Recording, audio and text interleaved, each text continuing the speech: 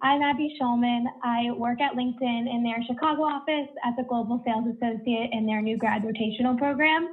My question for the panelists is that since many of us are at the very beginning of our careers, how do you advise to use our entry-level roles at our companies or allocate our time outside of work to effectively make an impact?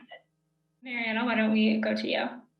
Yeah, well, this is actually the best opportunity, because your youth is your biggest asset that you have today, and the world relies on you and your generation to solve the problems that we have. And you're here for a reason. And I'd like to remind you of Albert Einstein, for instance. Nobody knew who Albert Einstein was when he was a patent clerk in Basel, in Bern, I think it was.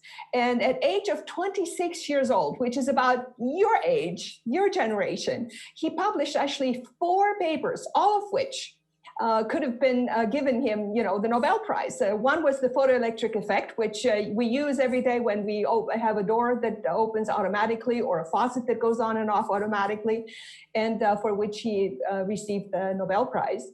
But then he also wrote another paper on the Brownian motion and the special theory of relativity, and he came up with the number 4, the formula EMC squared that made him famous. Every child knows that formula. So your opportunities to start, being who you are, identifying what it is that you want to do and become an expert in that, what you love. Then build a peer group of people, of mentors, of supporters that you admire and that you are going to use for sure, and let them guide you. Then get a coach. I've been coached on, by Tony Robbins more than 30 years, because you are what you think. So make sure that you use that power of youth. So my answer is, first, show the older people in your organization how to use technologies to better connect people. That's one. Second, be positive for the entire team.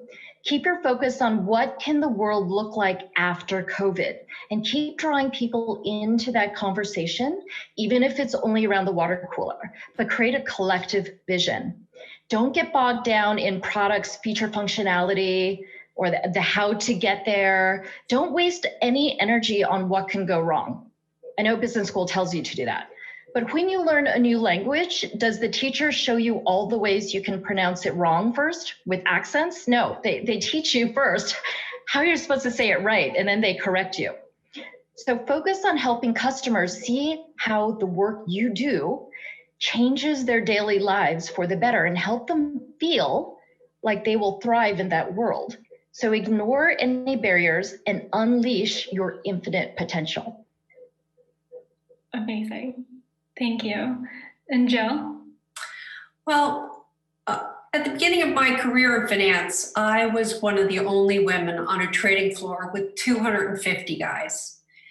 And I found that by just showing up and doing a good job, I was able to affect change in a historically male environment. But I also had a cohort of other like-minded colleagues. We called ourselves the Glass Ceiling Club.